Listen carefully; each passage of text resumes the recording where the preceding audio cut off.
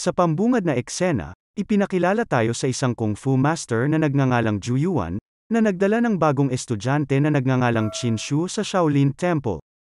Ipinakilala niya ang batang lalaki sa isa pang estudyante na si Jun Bao, at inutusan siyang ipaliwanag sa kanya ang tungkol sa mga tuntunin. Pagkaalis ng master, unang tinawag ni Jun Bao si Qin bilang isang junior. Gayunpaman, iginiit ni Qin na mas matangkad at mas matanda siya sa kanya, at dapat ay tawagin siyang senior. Pagkatapos, makikita sina Jun Bao at Qin na nagwawalis ng sahig nang marinig nila ang isang grupo ng mga estudyante na nagsasanay ng kung fu. Tiningnan ng dalawa ang mga estudyante, at ipinahayag ni Qin na kaya niyang malampasan ang mga ito kung mabibigyan ng pagkakataon. Sa sandaling iyon, isang senior na estudyante ang lumapit at inutusan silang bumalik sa kanilang mga gawain. Nang magtanong ang dalawang batang lalaki tungkol sa kanyang pagkakakilanlan, sinimulan silang saktan habang iginigiit na hawak niya ang awtoridad bilang kanilang nakatatanda, at maaari niya silang turuan ng leksyon anumang oras na gusto niya. Dahil nagalit sa pagmamaltratong ito, nagpasya sina Jun Bao at Qin na magreklamo sa kanilang master na si Zhu Yuan, ngunit sa kanilang pagtataka, nakita nila ang kanilang master na nagme-meditate sa ilalim ng nakakapasong araw. Kaya naman kumuha si Jun Bao ng isang halaman upang hindi mahirapan ang kanilang master, ngunit pinangaralan sila ni Zhu Yuan na ang lahat ay may buhay at hindi nila dapat saktan ang kalikasan para sa pansariling kapakanan. Pagkatapos nito, ipinahayag ng dalawang batang lalaki ang kanilang pagnanais na matuto ng kung fu bilang isang paraan ng pagtatanggol sa sarili laban sa mga bully. Pumayag ang kanilang master ngunit sinabihan silang gamitin ito para lamang makatulong sa iba. Nang maglaon ay hinanap ng dalawang pilyong bata ang parehong bully, binalot siya ng tela at binugbog bilang kanilang pagganti. Gayunpaman nakilala sila nito, at dahil doon ay pinarusahan sila ng punong guro. Ang dalawa ay pinaluhod sa ilalim ng araw na walang pagkain sa buong araw. Makalipas ang ilang sandali, lumapit si Zhu Yuan sa kanila at pinagalitan sila para sa kanilang aksyon. Nagkunwari siyang pinaparusahan sila sa harap ng punong guro, ngunit palihim na binibigyan sila ng pagkain. Kasunod nito, ang dalawang batang lalaki ay itinalaga sa paglilinis sa bulwagan ng Luohan, at sa gitna ng kanilang trabaho, nagsasanay din sila ng kung fu gamit ang kanilang mga walis. Sa pagdaan ng mga taon, ang dalawang lalaki ay naging matalik na magkaibigan. Pareho silang determinado na makabisado ang kung fu. Kasama sa kanilang pagsasanay ang pagbasag ng mga tambak na bato gamit ang kanilang mga ulo, ang pagmaster ng mga headstand, pagsasanay ng mga diskarte sa bakal na palad at iba pa. Pagkatapos, isang araw, ang dalawa ay nakatanggap ng balita na ang kanilang paparating na pagsusuri sa promosyon ay gaganapin sa lalong madaling panahon. Ang eksena ay mabilis na nagpatuloy sa araw ng pagsusulit, kung saan inanunsyo ng punong guro na ang nangungunang 4 na mag-aaral lamang ang uusad sa Damor Hall para sa karagdagang pag-aaral na tinatawag na Superior Martial Arts Technique. Nagtatampok ang unang round ng tunggalian sa pagitan ni Qin at ng isa pang estudyante. Si Qin ay madaling nanalo sa tunggalian ngunit siya ay nadiskwalipika dahil sa kanyang pagiging sobrang agresibo. Ito'y halatang ikinagalit ni Qin at sa huli ay nakipagtalo sa punong guro sa harap ng lahat. Bilang tugon, sinimulan ng punong guro ang pakikipaglaban sa kanya upang maturuan ng leksyon. Tinangka ni Jun Bao na pigilan sila, ngunit siya ay itinapon. Sa panahon ng labanan, ang punong guro ay namangha ng matuklasan na alam ni Qin ang teknik ng Buddhist palms, dahil dito ay iniutos niya sa natitirang mga estudyante na bumuo ng Luohan Pole. Ngayon ang laban ay naging 2 laban sa lahat, sa isang ganap na hindi patas na labanan. Ngunit nagawa pa rin nilang manalo sa lahat ng umaatake. Pagkaraan ng ilang sandali, sa wakas ay dumating si Zhu Yuan sa pinangyarihan at pinatigil ang labanan, na nagpapahintulot sa kanyang 2 estudyante na makatakas. Lalo itong ikinagalit ng punong guro kaya inakusahan niya si Zhu Yuan na pinapanigan ang kanyang mga estudyante.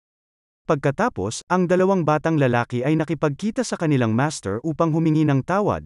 Gayunpaman, ipinaalam sa kanila ni Zhu Yuan na hindi na siya maaaring maglingkod bilang kanilang master at hindi na sila maaaring manatili sa Shaolin Temple. Bago umalis, sinabi niyang wala siyang alalahanin tungkol kay Jun Bao. Subalit si Qin ay may mapagkumpetensyang personalidad kaya binigay niya kay Qin ang isang libro na makakatulong sa kanya sa paghahanap ng kapayapaan. Sa pamamagitan nito, nakipagsapalaran ang dalawa sa labas ng templo, hinahanap ang kanilang tamang landas sa buhay. Sa susunod na eksena, makikita natin silang lumilibot ng walang patutunguhan sa mga lansangan, at dahil ilang araw na silang walang kinakain, lumalapit sila sa iba't ibang tao para humingi ng pagkain ngunit walang tumutulong sa kanila. Makalipas ang ilang sandali, nakatagpo sila ng isang grupo ng mga nanggugulo sa isang matandang may-ari ng tindahan para sa pera, ngunit tumanggi ang matanda dahil nahihirapan na siya sa pananalapi. Sa kabila nito, hindi nakinig ang mga magnanakaw at sinimulan siyang salakayin bago kunin ng marahas ang pera. Sa sandaling ito, isang babaeng nagngangalang Miss Lee ang nagpakita, na madaling ninakaw ang pera at ibinalik ito sa matandang lalaki.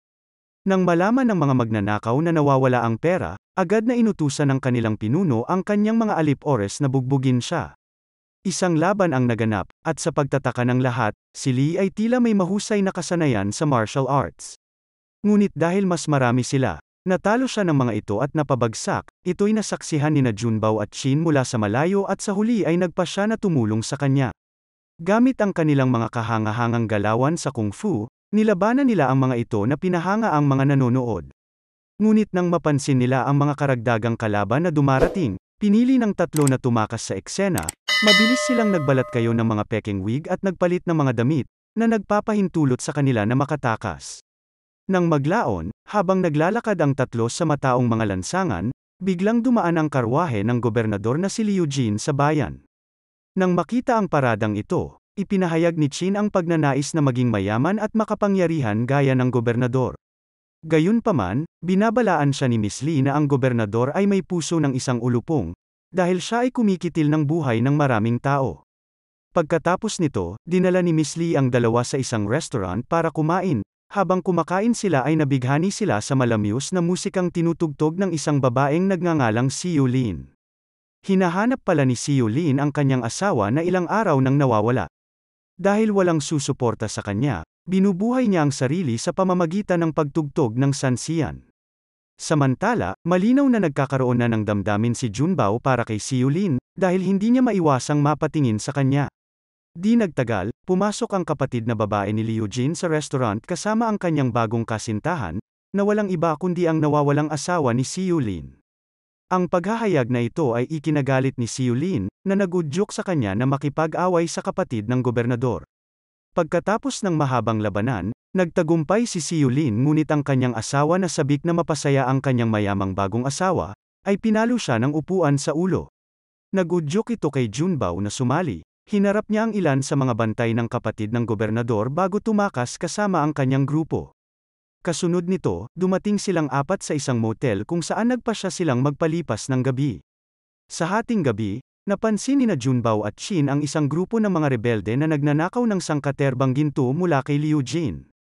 Kinabukasan ay nagkaroon ng ideya ang dalawa para kumita, inanunsyo nila sa mga taong bayan na kahit sino ay maaaring sumuntok sa kanila kapalit ng 1 sentimo. Nangako rin silang magbabalik ng 3 sentimo kung sila ay sisigaw sa sakit. Bilang tugon, binigyan sila ng isang lalaki at ng kanyang mga alip-ores ng mahigit 100 sentimo at sinimulan silang bugbugin, gayunpaman, tinitiis nila ang mga pambubugbog. Makalipas ang ilang sandali, ang assistant ng gobernador ay lumapit sa dalawa na nanghihingi ng bahagi ng kanilang mga kinita bilang buwis. Noong una ay tumutol si Junbao ngunit nang pagbantaan sila ng commander, hindi nagdalawang isip si Qin na ibigay ang pera. Pinagmukha niyang estupido ang kanyang sarili upang mapabilib ang commander. Nakapagtataka dahil gumana ang plano, hiniling ng commander sa kanya na sumali sa The Royal Eunuch kung saan kumukuha si Liu Jin ng mga bagong miyembro. Sumang-ayon kaagad si Qin ngunit medyo nag-aalangan si Junbao. Sa huli ay nagpasya siya laban dito na nagresulta sa paghihiwalay ng dalawang matalik na magkaibigan. Sa mga sumunod na araw, nagsimulang manirahan si Junbao sa restaurant kasama sina Miss Lee, Si Yulin, at ilan pang rebelde. Makalipas ang ilang araw, dumating ang mga alip-ores ni Liu Jin sa restaurant para mangolekta ng mga ilegal na buwis, na tila tumaas dahil sa pagiging timawa ng gobernador. Gayunpaman, si Junbao at ang mga rebelde ay tumangging magbayad at ikinagalit ito ng mga sundalo dahilan para maglunsad sila ng pag-atake. Isang matinding laban ang naganap ngunit isa-isang nadaig ng grupo ni Junbao ang mga salarin. Sa kabila nito, isa sa mga lalaki ang nakatakas upang sabihan ang gobernador. Tinangka ni Junbao na habulin siya sakay ng isang kabayo, ngunit dahil sa kawalan niya ng karanasan dito ay nahirapan siya. Sa sandaling iyon, si Qin na isa ng sundalo sa Royal Army ay dumating sa pinangyarihan at pinatay ang tumakas na lalaki. Ang dalawang magkaibigan ay muling nagsama at nagpalitan ng mga kwento tungkol sa kanilang magkaibang pamumuhay. Bago umalis, binalaan ni Chin si Junbao na lumayo sa mga rebelde dahil baka ilagay siya ng mga ito sa panganib. Pagkatapos ang eksena ay lumipat sa isang kompetisyon na ginaganap sa The Royal Barracks. Ito ay nagsisiwalat na ang magpapakita ng may pinakapambihirang lakas ng martial arts ay pipiliin upang maging general. Nagsisimula ang paligsahan, at ang isang mahusay na lalaki ay patuloy na tinatalo ang lahat ng mga sundalo na inihaharap sa kanya. Pagkatapos ay hinamon niya ang sinuman sa isang tunggalian, sinamantala ni Chin ang pagkakataong ito at sumali sa laban. Sa gulat ng lahat, madali niyang natalo ang kanyang kalaban at patuloy na pinababagsak ang iba pang mga kalahok. Sa kalaunan, ang kompetisyon ay natapos ngunit nalampasan ni Chin ang kanyang ranggo, na humantong sa kanyang diskwalipikasyon bilang isang sundalo. Sa sumunod na araw, nagpakita si Chin sa restaurant na may dalang nakakagulat na balita, ipinaalam niya kay Junbao at sa mga rebelde na natuklasan ni Liu Jin ang mga pagpatay kaya nagpadala ng mga sundalo upang hulihin sila. Nag-alala ang grupo na nagudyok sa kanila na mag-impake ng kanilang mga gamit at agad na lisanin ang restaurant. Gayunpaman, hindi gaanong pinalad ang may-ari ng restaurant dahil siya ay nahuli at walang awang pinatay ni Liu Jin. Nang maglaon, nagpasya sina Chin, Junbao, at ang kanilang mga kasama na patayin si Liu Jin sa pagsisikap na wakasan ang patuloy na labanan. Tinukoy ni Chin na ang karamihan sa mga sundalo ay mawawala para sa pagsasanay sa loob ng ilang araw, na ginagawa itong isang angkop na sandali upang maisagawa ang kanilang plano sa pagpatay. Pagkalipas ng 2 araw, tinipon nina Junbao at Siu Lin ang mga lokal na rebelde at tumuloy sa barracks ni Liu Jin. Maingat silang pumunta sa kanyang pahingahan, para lamang mapaligiran ng mga sundalo. Dito ay malalaman natin na si Chin ay nag-set up ng isang bitag laban sa mga rebelde pati na rin sa kanyang matalik na kaibigan, na nagpapakita ng kanyang katapatan kay Liu Jin. Hindi nagtagal, naglunsad ng pag-atake ang daan-daang sundalo, sinusubukan ng mga rebelde ang kanilang makakaya upang labanan sila ngunit sunod-sunod silang pinapatay ng mga ito. Sa gitna ng kaguluhang ito, dinala ni Chin si Miss Lee sa kanyang kustodiya dahil gusto niya itong maging kapareha. Samantala, pagkatapos ng isang mahaba at malupit na labanan, kahit papaano ay nakatakas si Junbao sa barracks kasama ang 3 pang rebelde. Kasunod nito, ang katapatan ni Chin ay nagpahanga kay Liu Jin kaya itinaas niya ito sa posisyon ng lieutenant. Pagkatapos ay inutusan niya si Chin na hikayatin si Junbao na magtrabaho para sa kanila, kung hindi ay papatayin din siya. Kinalaunan sa araw na iyon, nilapitan ni Chin si Miss Lee at sinimulang ipagpilitan ang sarili sa kanya. Sa sandaling iyon, pumasok si Liu Jin sa eksena at iginiit na hindi dapat ilagay sa panganib ng isang sundalo ang kanyang karera para sa kapakanan ng isang babae. Bilang resulta, pinatay ni Chin si Miss Lee upang patunayan ang kanyang debosyon sa mga salita ng gobernador. Nang maglaon, makikita natin na si Siu Lin ay nabihag din sa loob ng kwartel at ilang oras na lang bago siya patayin ng mga masasamang tao. Makalipas ang ilang sandali, dumating si Junbao sa barracks upang iligtas siya. Ayon sa utos ni Liu Jin, sinubukan ni Chin na kumbinsihin ang kanyang kaibigan na sumali sa Royal Barracks at yumaman na tulad niya. Gayunpaman, matatag na tumanggi si Junbao at ipinahayag ang kanyang matinding pagkabigo kay Chin, na nagtaksil sa kanyang pinakamalapit na kaibigan para sa kapakanan ng pera. Nagreresulta ito ng gulo sa pagitan ng dalawang dating matalik na magkaibigan. Sa unang ilang minuto, hindi nila magawang saktan ang isa't isa dahil pareho silang may kasanayan. Ngunit hindi nagtagal ay nakalamang si Junbao at nagawang palayain si Siu Lin mula sa pagkakabihag. Nagawa ng dalawa na makatakas kahit papaano, ngunit nasugatan si Junbao sa proseso. Pagkatapos tumakas, dinala ni Siu Lin si Junbao sa isang ligtas na lugar at binigyan siya ng pangangalagang medikal. Ang pinsala ng huli ay tila napakalubha na nagsimula siyang magpakita ng mga palatandaan ng kawalang tatag ng pag-iisip. Ginugol ni Siu Lin ang kanyang araw at gabi sa pag-aalaga, umaasa sa kanyang mabilis na paggaling. Sa susunod na eksena, sinanay ng mahigpit ni Chin ang lahat ng kanyang mga sundalo sa martial art, nagbabala siya na ang mga hindi susunod ay tatanggalin kaagad. Bukod dito, binibigyan din niya si Liu Jin ng ulat tungkol sa mga nahuli na rebelde at malaking halaga ng mga kinita sa buwis na nakolekta. Isang araw, biglang naalala ni Junbao ang mga turo ni Master Zhu Yuan, kaya sinimulan niyang basahin ang libro tungkol sa panloob na kapayapaan at sa paglipas ng panahon, bumubuti ang kanyang kalusugan. Sa loob ng mga pahina ng aklat, Nalaman niya ang tungkol sa konsepto ng umiikot na bola na maaaring magpalihis sa iba pang mga bagay kapag tinamaan habang nananatiling matatag. Naiintindihan din niya ang ideya na kahit sa katahimikan, may mga pinagbabatayan na paggalaw. Ang mga kaalaman na ito ay nagbibigay inspirasyon sa kanya na lumikha ng bagong estilo ng martial arts na gumagamit ng malambot na paggalaw upang mabalanse ang lakas at bilis. Samantala, si Qin ay nagtatanong-tanong sa mga taga-nayon tungkol sa kinaroroonan ni Junbao, at nagreresulta sa pagpatay sa lahat ng tumangging ibunyag ang impormasyon. Nang malaman ito, gumawa ng matapang na desisyon sina Junbao at si Yulin na harapin si Liu Jin at tuluyang wakasan ang kanyang malupit na pamumuno. Ang eksena ay lumipat kay Liu Jin na naglalakad sa mga lansangan kasama ang kanyang kapatid na babae, na sinasamahan ng ilang mga sundalo. Nang biglang sumulpot sina Junbao at si Yulin, na hinarang sila. Pagkatapos nito, nakipaglaban si Yulin sa emperador, habang hinarap ni Junbao ang kapatid ni Liu Jin at ang mga sundalo nito.